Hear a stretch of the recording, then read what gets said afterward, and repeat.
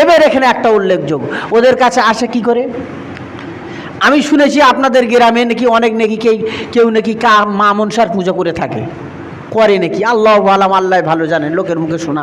কে করে আল্লাহ পাক ভালো জানেন, আর যিনি করেন তিনিই জানেন। এগুলো মুশরিকি কাজ। ওর কাছে জেন আসে, এরা কি করে? জেনেরা এসে এদের দ্বারাই মুশরিকি কাজকর্ম বলে, এই ঠাকুরের পুজো কর, এই উমুক কর, এই তাবিজ মাদ, কবজ মাদ, মানে এই রকম শিরকিয়ানা কাজ এদের দ্বারাই করায়।